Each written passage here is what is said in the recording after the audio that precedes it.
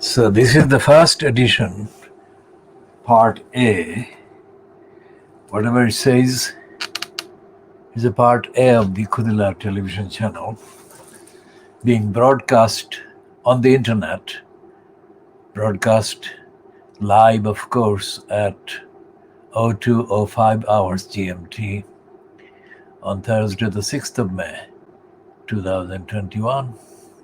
And this is part A.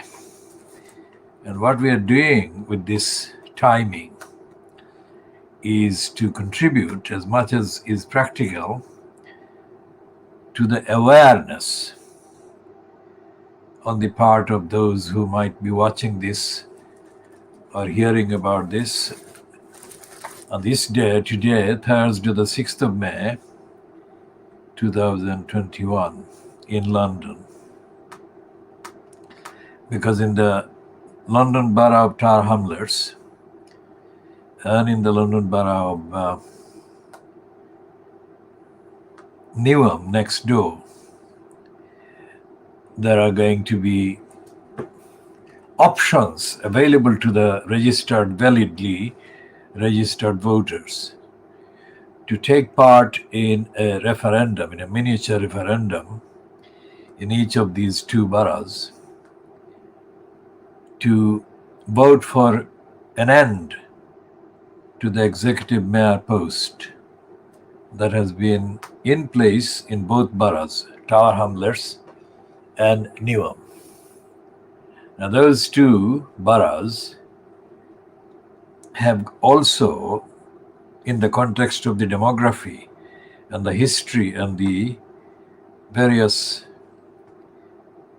issues to do with the lack of rights and lack of equality and lack of opportunity available to people from African and Asian backgrounds.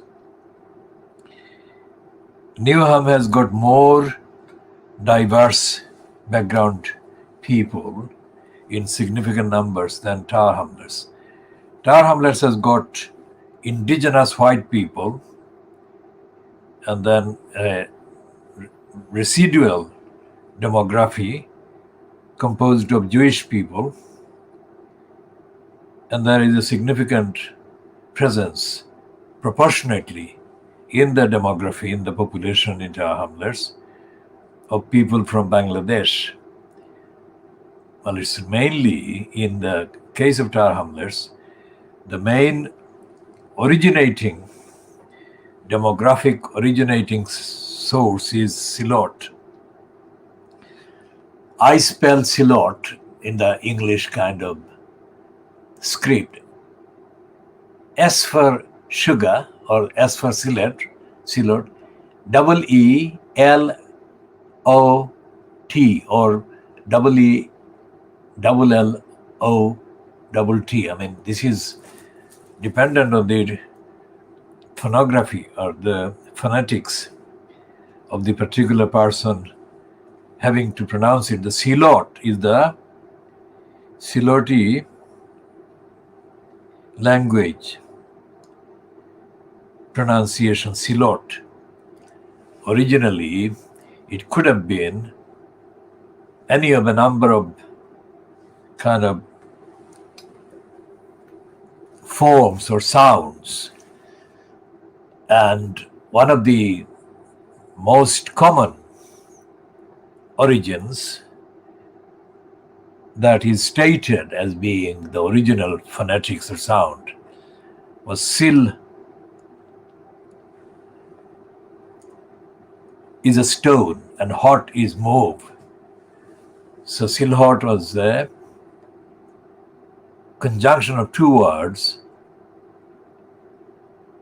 based on the command given by somebody for a stone to move. Now that is one of the explanations, but it's not the only explanation. There are quite a few explanations as to the origins of the word Silot. And it has been Bengalicized, called Silet, and Anglicized as Silhat. Anglicized during the period of the British imperialists, who have left a legacy of distorting the pronunciation and the name of Sylhet. But Sylhet is not, although it is Bangladesh that has the kind of significant part of Sylhet within its borders, Sylhet is actually also present and is covered by the Indian state of Assam.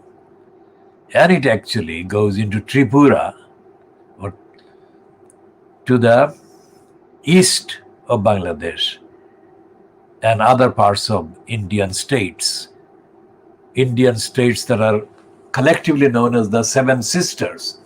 There are seven small Indian states, or states that are parts of the Republic of India.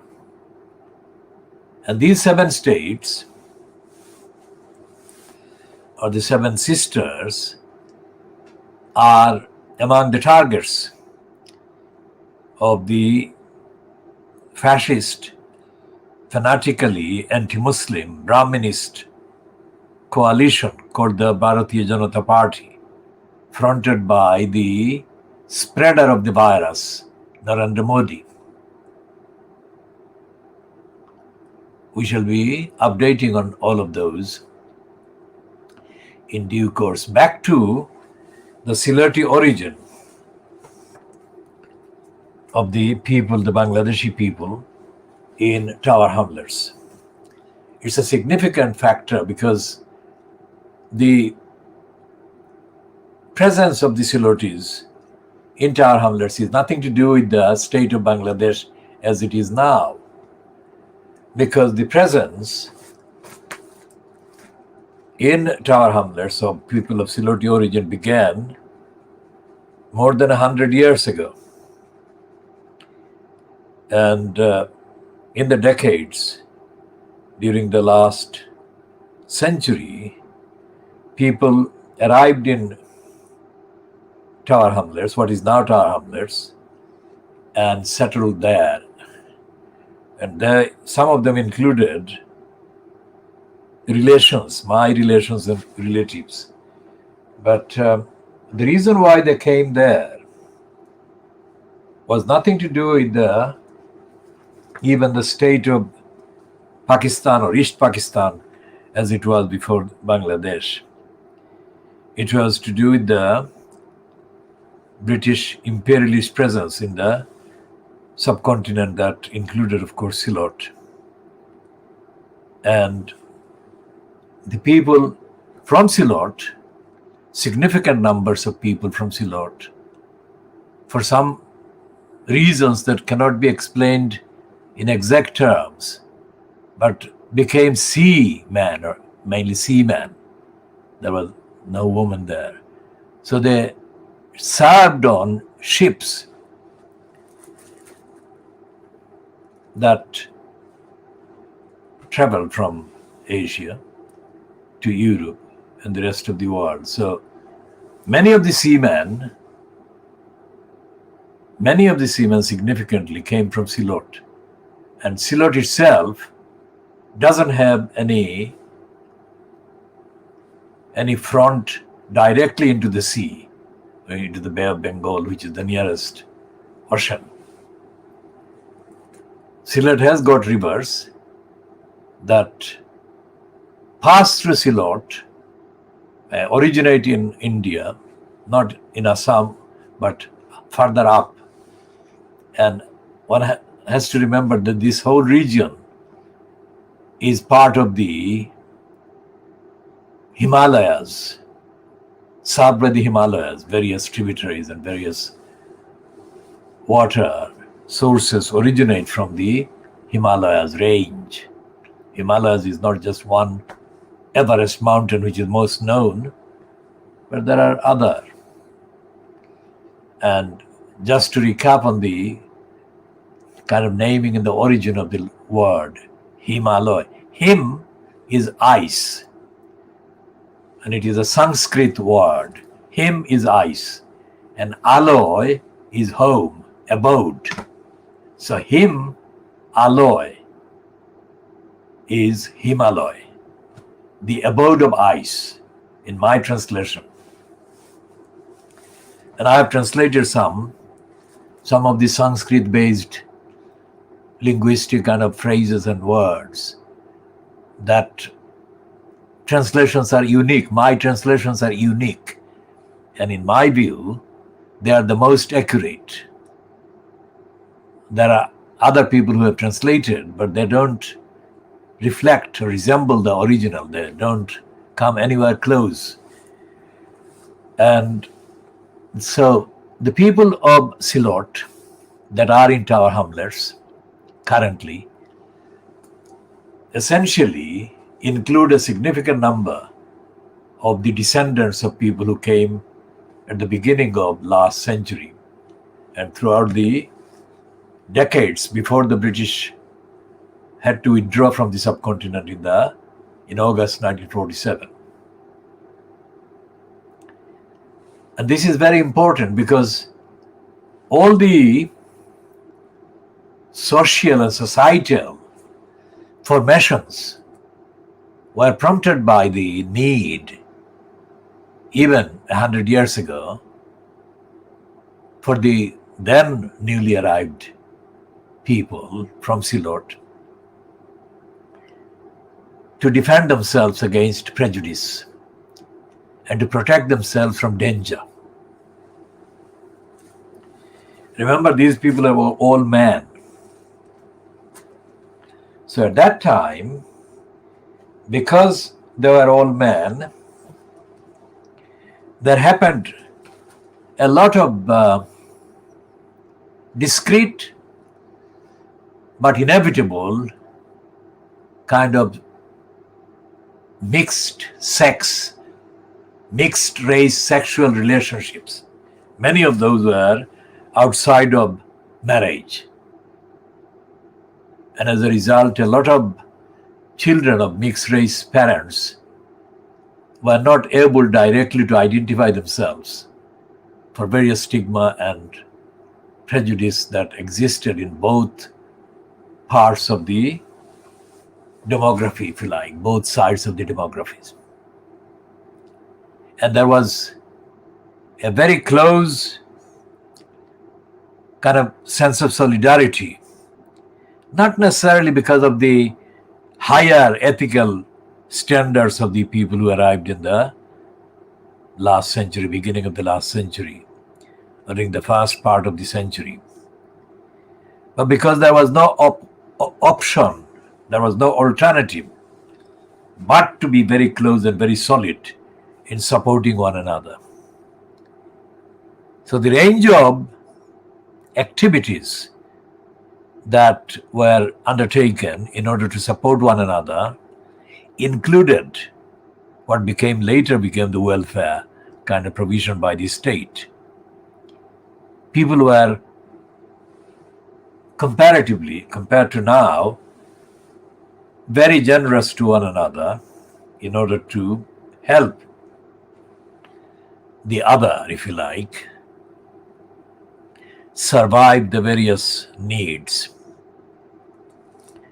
and various emergencies. So the extension in the numbers of people, increase in the numbers of people who continued to come, and there was a surge. There was a surge not in the early 1950 that followed the British withdrawal in August 1947. But there was a surge of people arriving from Silot in the UK and arriving in Silot, in Tower Hamlets, what was mainly the two boroughs of Bethnal Green and Stepney in the main. There might have been some people in Poplar, but there were three boroughs that are now known collectively as Tower Hamlets since the April 1965 merger of these little boroughs that happened right across London, and the borough of Tower Hamlets became that. Tower Hamlets was known a long time ago to exist but not anywhere in the form that it does now. It wasn't a bara in the sense many years ago, but that is not kind of translatable into the Tower Hamlets of today.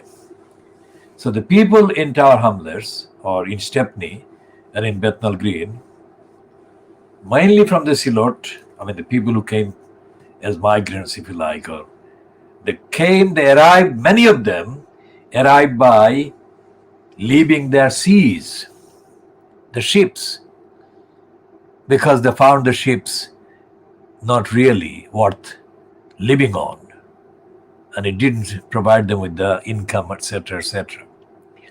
And there were other reasons, and they skipped the ships, fled the ships, and they found ways to settle. And they didn't have any immigration problem.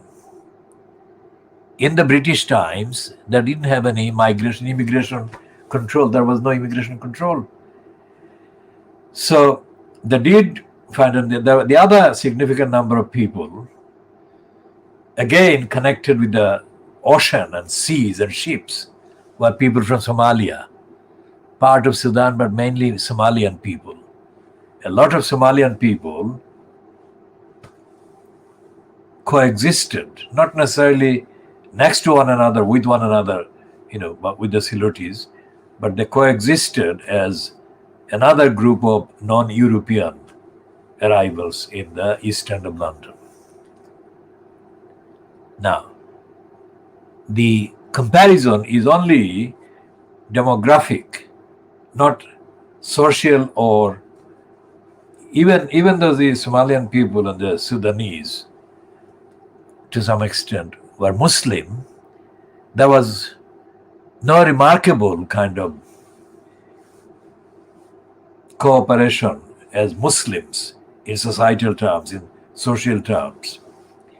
There were maybe meetings in places of worship, the mosques, but there was only one mosque for a very long time in the borough of Stepney, which was in Commercial Road, and which later was transferred to what is now the East London Mosque in Whitechapel. But that is a discussion about the mosque is not possible to be had at length in this kind of context. We'll have another discussion another time. I'm now talking about society and politics and so on. So what happened in the main decades, so the 1910s, before the First World War, the Second World War as they call them, between those two wars, a lot of people were also kind of forced and conscripted from the subcontinent to fight for the British Empire.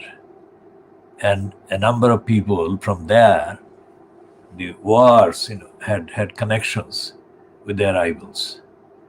There is no systematic chronicle, there is no systematic account or record about all of this, what I'm saying. There are bits and pieces, and there are a lot of misleading and out of context kind of assertions. And that is one of the things I have been trying to do, compile, create, which is part of what is called the Kitten's House in Brick Lane that I have been referring to. And we shall come to that in due course, but not in this edition. So when the British Empire ended in formal terms in August 1947 in the subcontinent, and people were uncertain as to what to do about the migration, because migration was never a big issue, not a big part of the plans by the people in the subcontinent, because it's a very big demography in the subcontinent. So the people who migrated voluntarily were very small in comparison with the main body of the people that remained. And it is the case even now, despite the fact that to the likes of Boris Johnson and Priti Patel, the numbers of migrants may be already too big, which is absolutely false, untrue. And we shall talk about that in this edition. Priti Patel, Boris Johnson, and Wednesday's Financial Times and the Boris Graph's coverage, gleeful coverage of the so-called agreement between Johnson and Narendra Modi about Britain allowing thousands and thousands of under 30s Indians to arrive in this country, and other aspects of the so-called global post-Brexit British propaganda spectrum. Now, what happened was that the people that were already in Tower Hamlets, let's say, from Silot, had obviously family and relations and acquaintances back in Silot. Neither the people here nor the people back home had any known plan as to migration, let alone as to post-migration life. And there was no migration immediately in the way that happened late in the 50s and during the early 60s. I took part in sending people to the UK strictly as a part of economic program, because, as I said in previous posts and items, there was, of course, there was the famine caused by Winston Churchill in what was Bengal in 1943, as has been recounted by the Indian politician Shashi Tharoor. Tharoor is important in this context as a reference because he is the only one from the subcontinent that has made a considerable kind of effort to recount the facts and the impact of what Churchill did that caused the genocide of the Bengalis or people in Bengal. Now, Silot is not part of Bengal. Bengal is what is now West Bengal and most of today's Bangladesh. All of Bangladesh is not Bengal. As the Rohingya crisis has illustrated, parts of Bangladesh in southeast are not Bengalis, they're non-Bengali people. And parts of northern Bangladesh are also not Bengali people. And Silot is most certainly not Bengali. So, what happened was that the people that came in the 1960s came solely as a result of the poverty that was created by the famine that Churchill created in Bengal, but the famine also affected the immediate next door neighboring states and regions. And Silot is the neighboring region that was affected. A lot of poverty and lot of unemployment raged throughout the 40s and the 50s and into the 60s. So a significant number of people from Silot that came to the UK during the 1960s included significant numbers of people that settled down or looked for places to live in Tower Hamlets, because there were already Silotis living in Tower Hamlets. Well, Stepney and Bethnal Green next door. I mean, that was thus other small borough, not popular as I said as much. People went to other cities as well, but the most populous location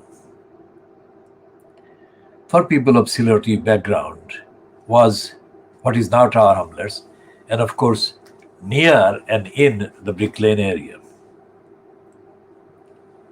Commercial Road, because that mosque, the fact that that mosque was in what is now Limehouse area shows that it wasn't just Brick Lane, but people spread right along the Commercial Road and lived in parts of the what is now Shadwell and Lansbury and other parts, but not in what is now Canary Wharf or the Isle of Dogs. That part, nearer that part, and starting from Limehouse, people of the Chinese origin had a significant presence there. So back to the societal and social kind of organization of the Siloti speakers. There was no politics, because the people came from a background that didn't have any real involvement in organized politics.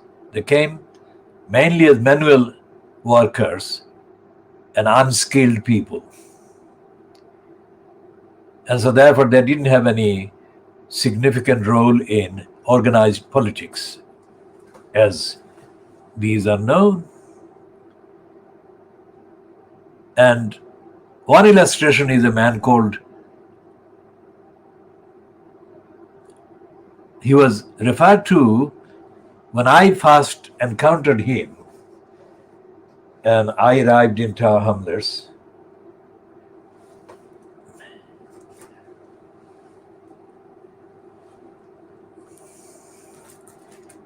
The man was referred to by most of the people I spoke to as uncle.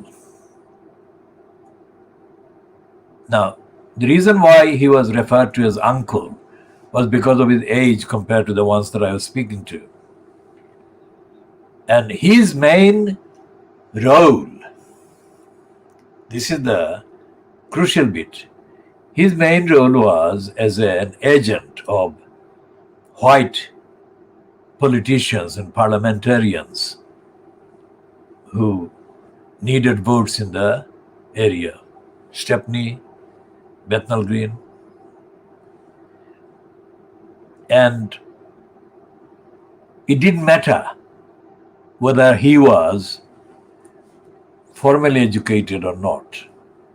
It was enough for him to play the role of convincing the other people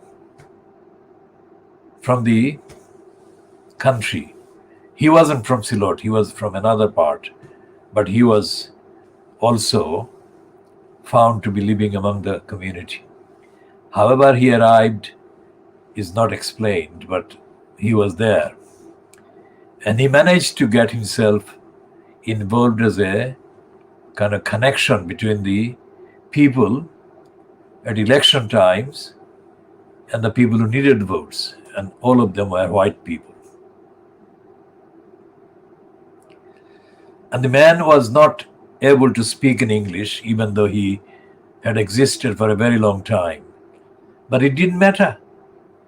He didn't need to speak English for his users, because all he did was to guide these people to the relevant polling booths or whatever locations, and they cast their votes, and he gave them the nod and the indication.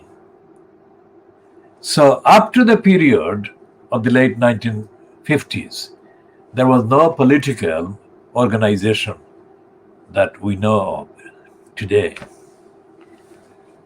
And therefore there was no real kind of exchange between the Silotis and the indigenous white people of whatever party or parties.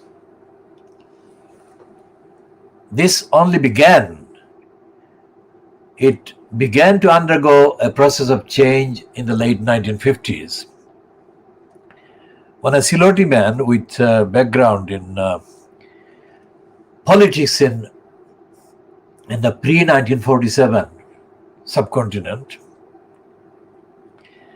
and who was part of the movement for Pakistan. And he came from not far from where I come from, in Silot. I never knew him because he left the country before I could know him. So he came here in the early part of 1950s, and he tried to recreate a political personality for himself as based on his experience back in the, by that time, East Pakistan. But he couldn't find any white people, or he couldn't find enough white people to accept him or work with him. So he decided to arrive. He didn't initially, but eventually he declared himself as being part of the community, the Siloti community, East Pakistanis, in Brick Lane area. And the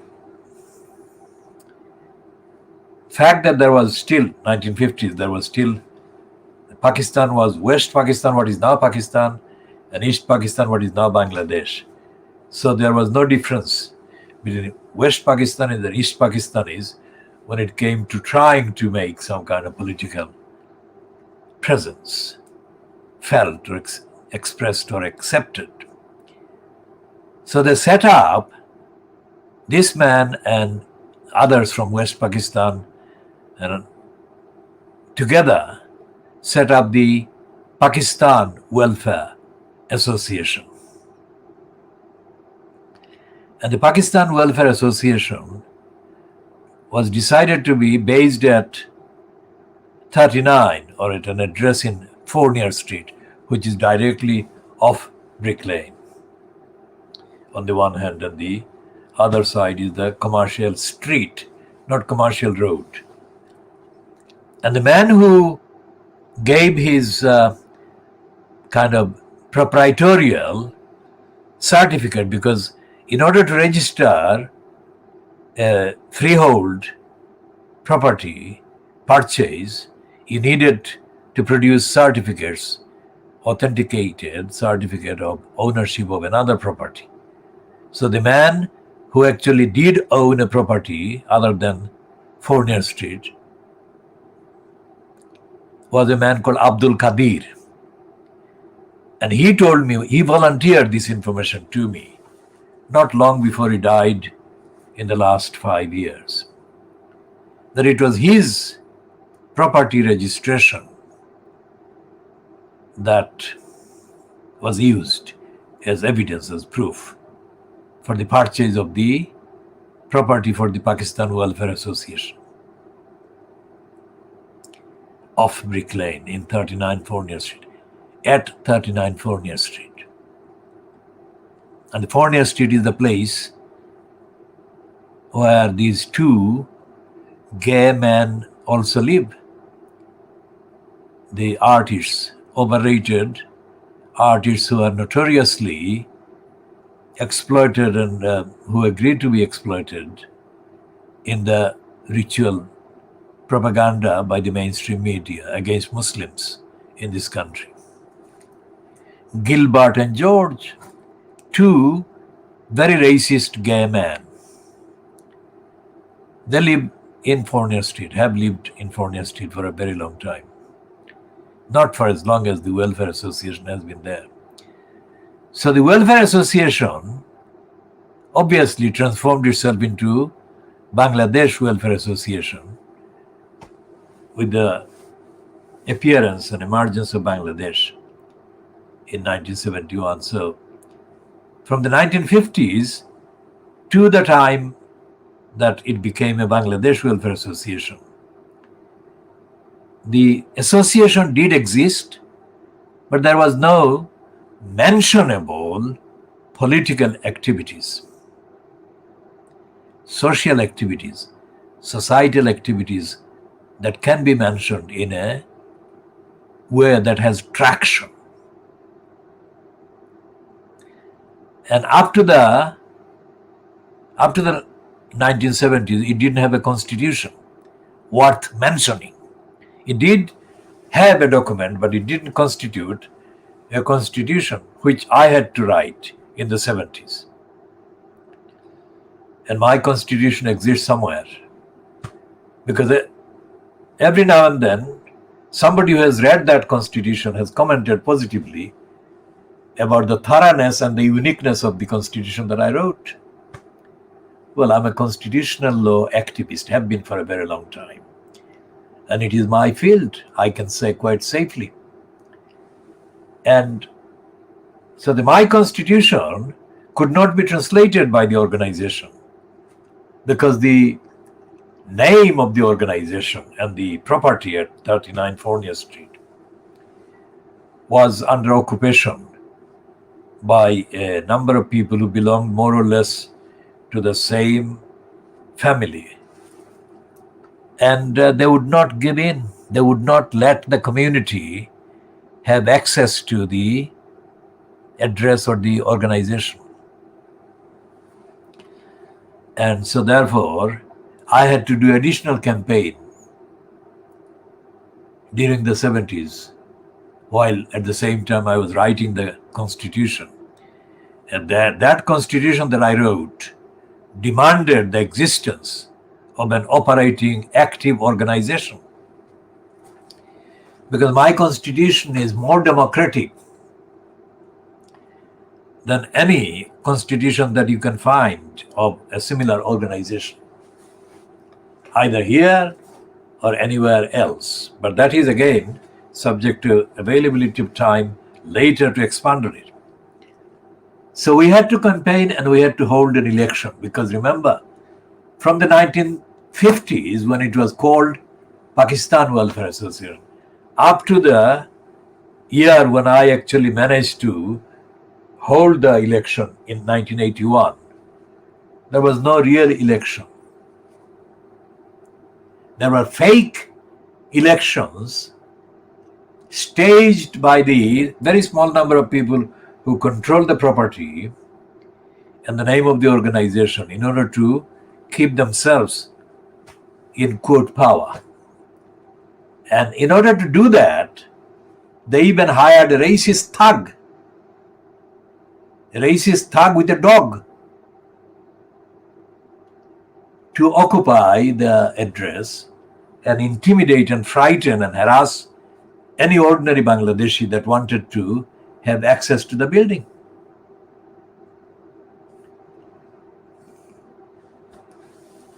So that watchdog was a racist watchdog as well. Again, the details of that racist watchdog's racist role that was invited by the Bangladeshis wanting to keep control to themselves is worth a very good detailed examination. Not in this edition, but that's one of the references. Now, what this is building up to is the prospect of today, later today, the people voting at the election, which includes a referendum option in the case of Tower Hamlets and also in Newham, to vote to end the mayor system in Tower Hamlets and in Newham.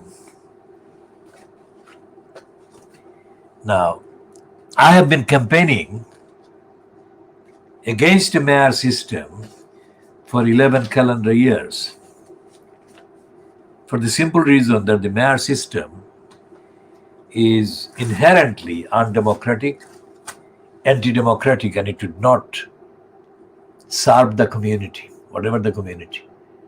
And it would most certainly not serve the community that is basically Siloti origin Bangladeshis in Tower Hamlets. Because the community in May 2021 is still operating on the basis of structures that rely on memorized kind of references to connections and relationships back in Bangladesh, in Silot. Now, many of the people who are now active, socially and otherwise, were not born in Bangladesh, they were born here, but not all of them. But regardless of where they were born, these persons and the main language spoken within the community is very much Siloti. So a lot of references are active references to Silot and Siloti traditions, linguistic and otherwise. So, although they didn't have any connection, direct connection with white people during the pre-1947 era, the Silotis living in Tower Hamlets today, the main, let's say, community, behave as if they are operating in Silot in terms of references. And by references, I mean the kind of status and the position of the person or personnel.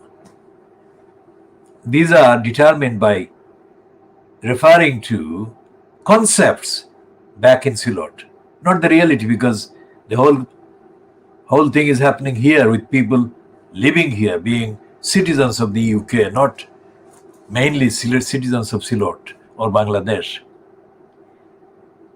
But the references are very much reliant on the references to concepts in active use in Silot.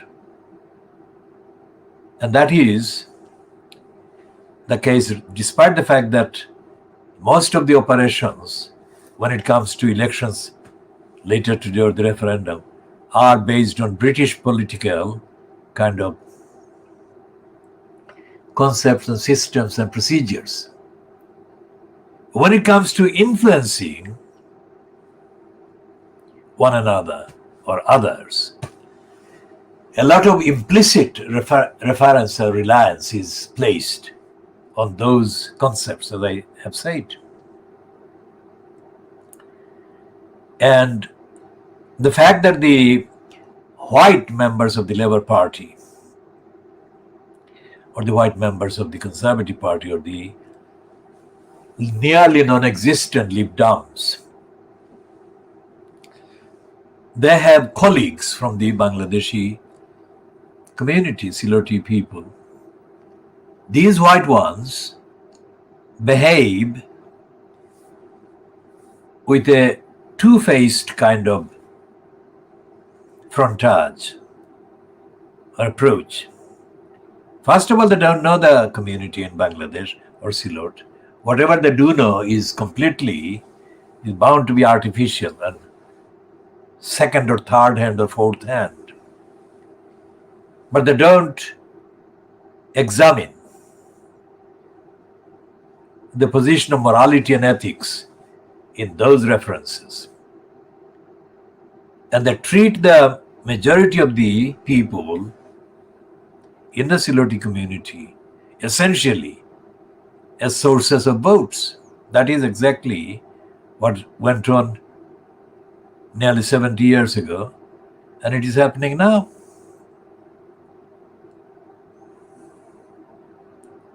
So, when I say that I have been campaigning against the mayor system, I shouldn't have been the campaigner against the mayor system or any system.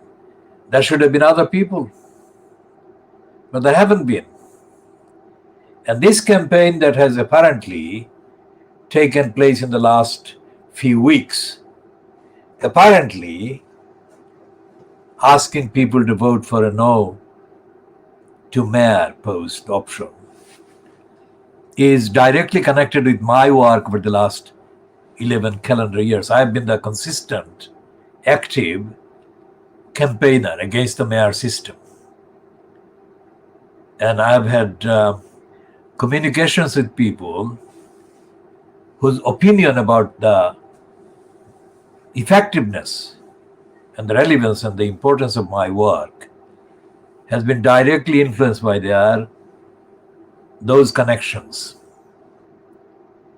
So it is politically and ethically and morally a very dark and grim atmosphere.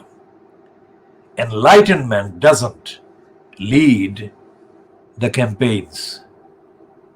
Well, I do the campaigns with enlightenment, but I'm not active in pursuing a career or a sport or a benefit. Everyone else is tied with a benefit or a career or a other interest. So I shouldn't be having to do the campaign, but I am having to do the campaign because of the grimness. And the grimness was what I was witnessing in 2010 when the first referendum for the mayor post was being orchestrated. It was begun in late 2009, but it took, assumed life, if you like, during the early part of 2010. And part of the apparent reason why it assumed a kind of interesting appearance was the petition being collected, and that collection was being supported by still in place local MP for Bethnal Green and Bow, one of the two constituencies, George Galloway. And when I saw that Galloway was involved in backing the referendum, I knew that crooks had recruited him to add his name, because he had no idea about Tar Hamlets, even though he had been in post as MP since May 2005. Galloway didn't know the streets for years after that. And Galloway was being used by a number of crooks in Tar Hamlets among the Siloti-speaking Bangladeshis. And because of the crooks being active on either side, that is for the referendum for mayor and yes campaign, and the opposite side saying no, I knew that the no side, which should have won, would not win, because the post of mayor was too attractive for criminals, because it was a source of looting and theft and abuse of resources, something that dominates political careers in the subcontinent, very much so now and very much so before. And the reason why the British Empire lasted for 190 years is because too many criminals and crooks were available, despite their faith, Hindu, Brahmin, Muslim, whatever, to serve the empire and imperialists who bribed them. And they are continuing to bribe them even today. And what happened was that this particular referendum was a threat to democracy in the community in Tar Hamlets, let's say. Because even before the mayor system in Tar Hamlets was foisted, individually elected councillors were far less available to serve the constituents than they would become if the mayor took hold. Because the mayor is elected to be the dictator, the one person with all the powers, the maximum powers. So there was a problem already in getting elected councillors to be accountable to the community and the electorate. And because the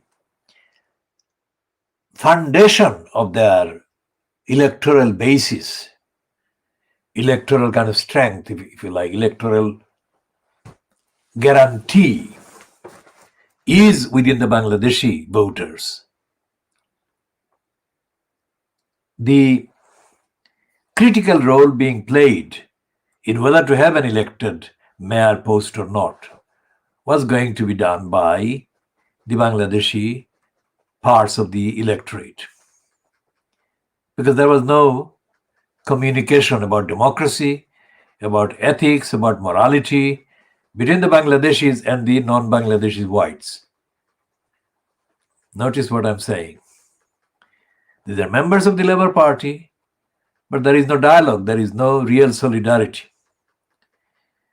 So the deciding factor in whether the elected mayor post would be created, talking about 2010, was the Bangladeshi vote, because the other votes were not identifiable as being mobilized in a collective way as the Bangladeshi vote is, because of the references, as I said before.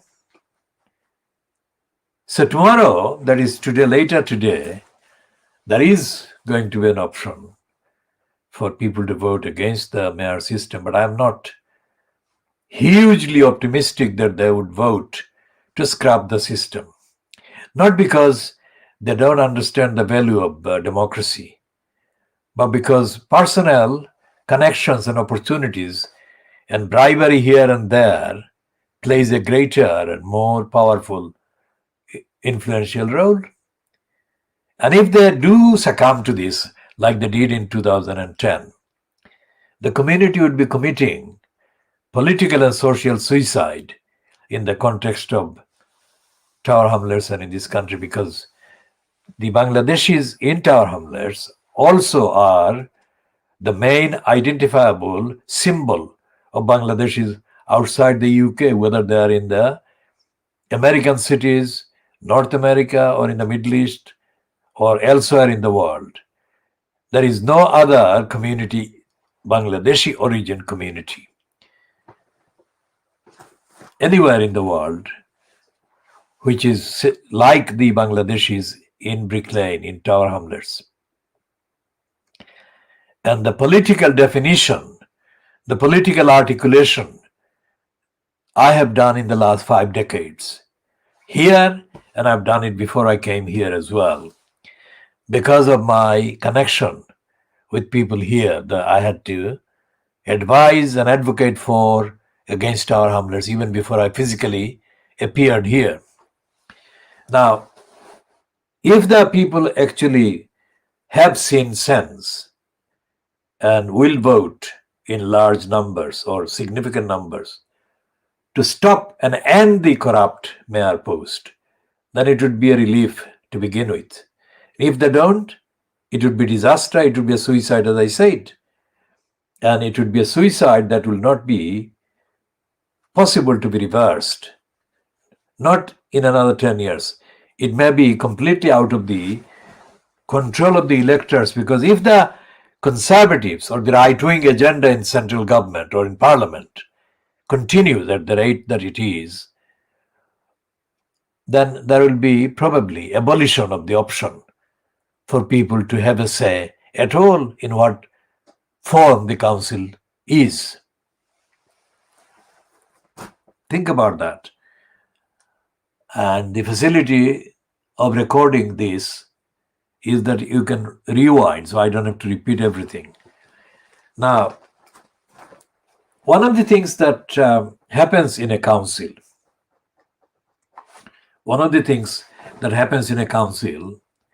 that is operated in any democratic way, let's say.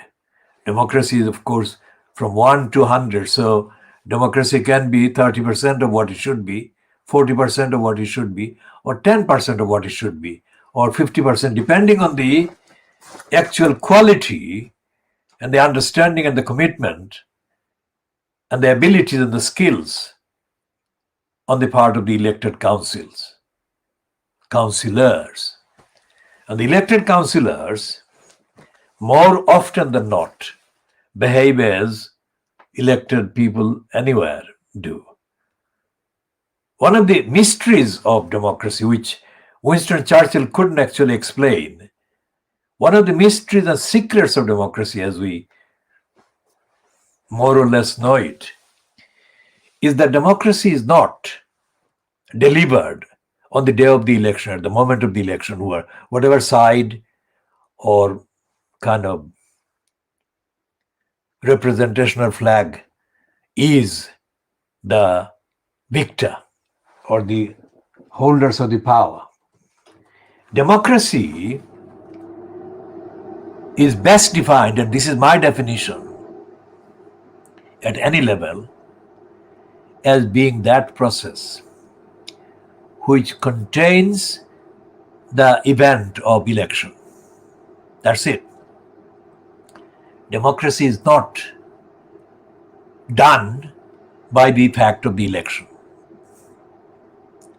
Because once elected, and once the elected ones are in power, that's it. They don't recognize the electorate after that. And because it is a periodic, it's not every year, they can forget about the electors until the very last moment before the next election, when they start to approach the people and seek the people's approval by pretending, even taking off their clothes. Morally, that is, they don't have any shame in begging the people for the people's votes at the only last minute. Now, what happens in between? Normally 4 years. Massacres can take place, murders can take place, robberies can take place, and the electors cannot have any help from the elected unless the elected are alive and moral and ethical. So even if the referendum option that is available for today is asserted by saying no to the elected mayor, that doesn't mean that the corruption, the criminality, the lack of service and democracy that dominates Tower Hamlets, has dominated Tower Hamlets over the last 11 calendar years, will disappear. It won't. So the campaign to end the corrupt mayor system doesn't end with the win for the referendum to say we don't have any need for a mayor system. It only continues and has to continue.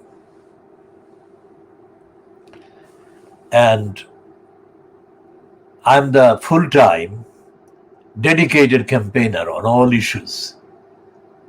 And I know more about the campaigning needs and the reasons for campaigning than anybody else I know. If you are watching this and if you don't agree with what I've just said,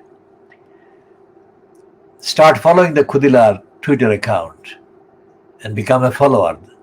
That is necessary to send me a direct message by Twitter. Don't send me any explanation, just give me any evidence on which you base the disagreement with me. I don't have anyone in New York, in Washington, in Canada, in any part of Africa, and any part of Asia who is a campaigner of my description. And I'm saying that because far too many rights are being violated by lack of campaigns everywhere. And the campaign is underestimated grossly and heavily and severely. The campaign that I do, the campaigns I do, cannot be created just by making lots of billions of pounds available. None of the multi-billionaires or near trillionaires can do the campaign that I do. And I make that point, not for the first time. Campaign is to understand the entirety of society in a way that I do understand, in a way that I have looked for evidence and factors and components to understand. So therefore, my theory, based on my campaigns, is that campaign and violence do not go together. You cannot produce the correct outcome by doing violence. It cannot happen. It may appear to be happening temporarily, but essentially, the just outcome is only possible by superior moral and ethical action.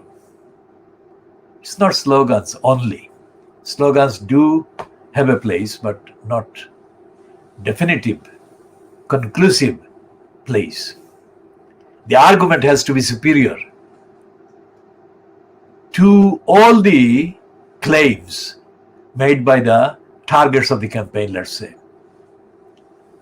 So that's what we'll be talking about in the next parts, which will be more frequent during today than have been the case or has been the case.